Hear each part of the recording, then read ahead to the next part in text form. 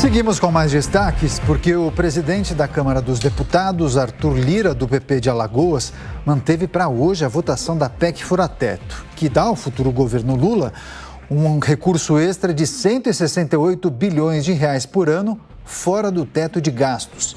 Então, para falar sobre essa votação da PEC, nós vamos entrevistar agora o empresário e o ex-candidato à presidência da República, Luiz Felipe Dávila, do Partido Novo, a quem agradecemos demais pela participação. Seja muito bem-vindo mais uma vez aqui à Jovem Pan News. Serão, é um grande prazer conversar sempre com vocês aí da Jovem Pan News. Perfeito. Eu gostaria de pedir para o senhor avaliar o texto da PEC que foi aprovado no Senado Federal. Como eu cheguei a mencionar aqui no enunciado, um rombo de quase 170 bilhões de reais anuais. Hoje, votação na Câmara dos Deputados. Qual a expectativa do senhor, especialmente após essas recentes decisões do Supremo Tribunal Federal? Eu espero que a decisão do Supremo Tribunal Federal crie um constrangimento a mais hoje no Congresso Nacional para que não vote uma matéria que, primeiro, já foi considerada inconstitucional no Supremo e, segundo, que cria um agravante muito preocupante para o Brasil, que esse estouro de 160 bilhões de reais do teto de gasto significa que a dívida pública vai continuar a crescer, nós vamos ter que pagar mais recursos sobre o custo dessa dívida pública. Só para lembrar aos nossos ouvintes aqui da Jovem Pan, nós gastamos este ano 500 bilhões de reais com pagamento de juros sobre a dívida. Ou seja, isso significa que o Brasil é visto como um mal pagador pelos credores. E se você estoura mais 160 bilhões de reais, aí o cheque especial do Brasil, do orçamento brasileiro, o que isso vai fazer é que esse custo da dívida vai aumentar ainda mais. Quanto mais sobe o custo da dívida, menos recursos para os programas sociais, menos recursos para as prioridades do país. Portanto, é uma péssima medida que coloca o Brasil numa trajetória perigosa, que o mercado entende que o Brasil não terá condições de honrar a sua dívida, aumenta a taxa de juro, puxa a inflação e quem acaba pagando essa conta são os mais pobres.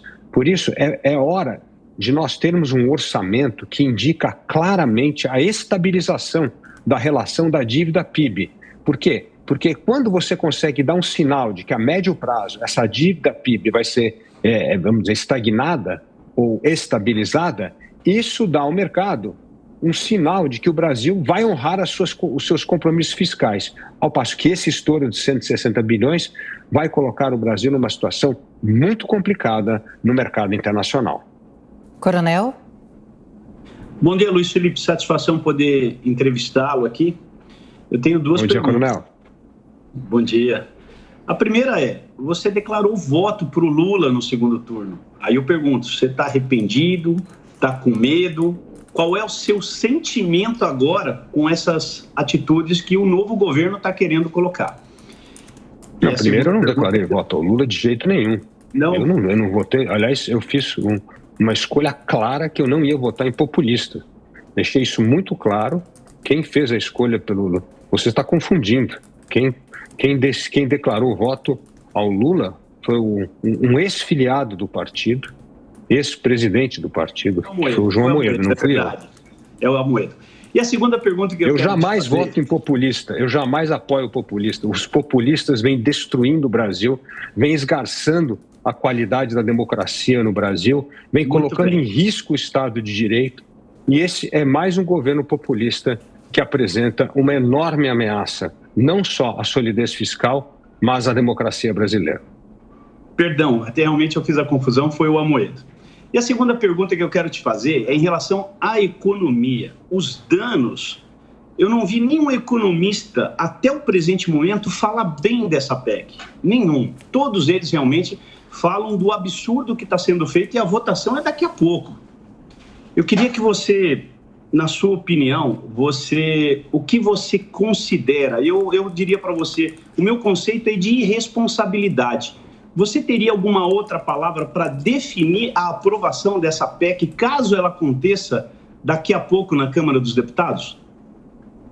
É uma sequência de irresponsabilidade. É bom deixar claro que essa irresponsabilidade fiscal com o estouro do teto do gasto já ocorreu no governo passado. Apenas esse governo está reiterando a continuidade disso. Então isso me preocupa, porque nós estamos abandonando os pilares do teto de gasto, que é fundamental para dar credibilidade à política econômica e monetária do país. Como eu disse aqui, essa irresponsabilidade fiscal tem enormes consequências sobre o custo da dívida pública, um sinal claro da não estabilização das relações dívida-PIB, e isso vai prejudicar demais, principalmente as pessoas mais pobres, porque isso afeta diretamente no aumento da taxa de juros e no aumento da inflação.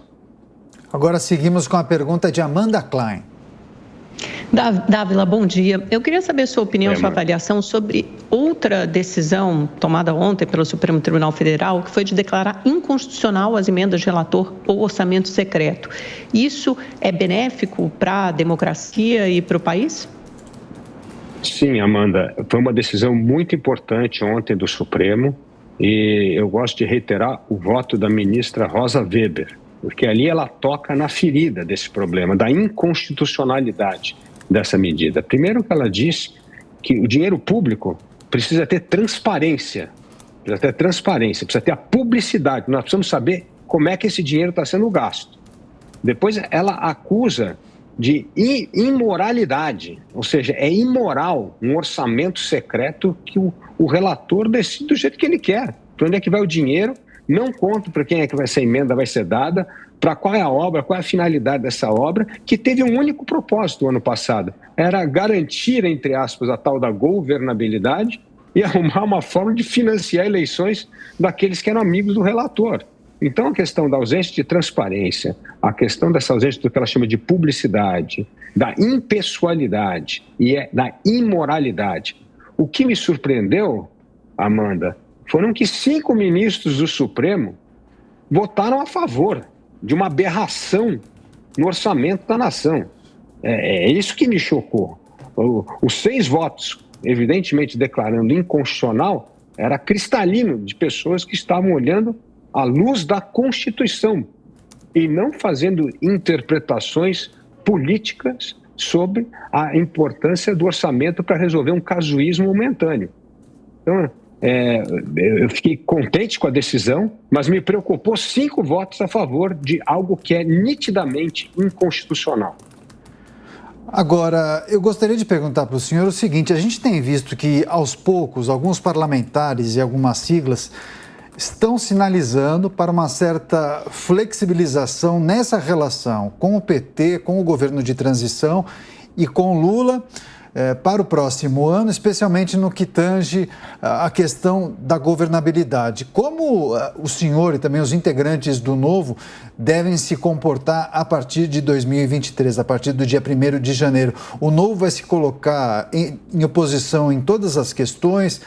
Cada caso será um caso? É um partido independente? Como o senhor vê essas sinalizações de partidos que antes até sinalizavam contra a administração Lula, que agora possivelmente podem até votar favoravelmente as medidas propostas pelo governo?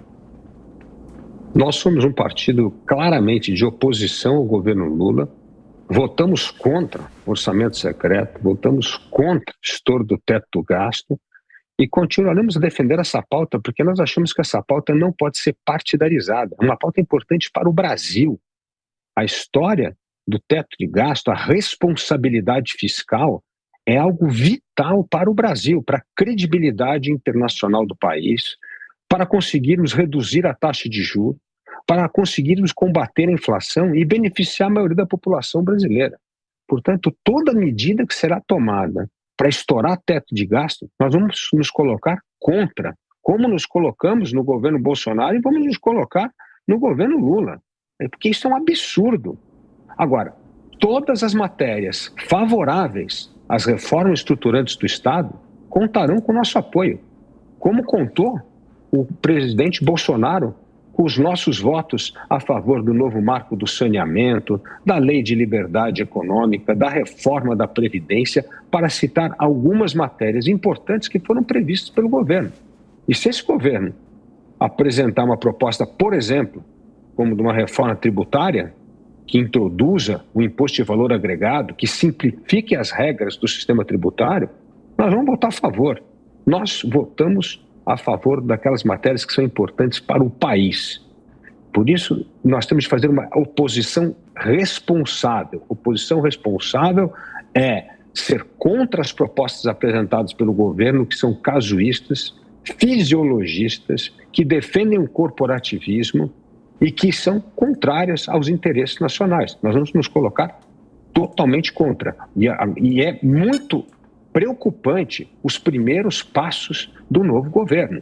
Estouro do teto de gasto, modificação das leis das estatais, algo fundamental para sanear a roubalheira que aconteceu justamente no governo do PT com Mensalão e Petrolão. Era para disciplinar a escolha dos nossos funcionários, dos membros dos conselhos de administração.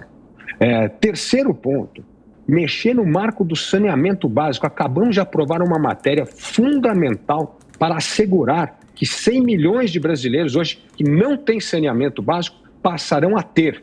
De novo, querem mexer no marco que foi aprovado de extrema importância para o Brasil. Portanto, seremos oposição a essas medidas populistas que prejudicam a vida da população brasileira.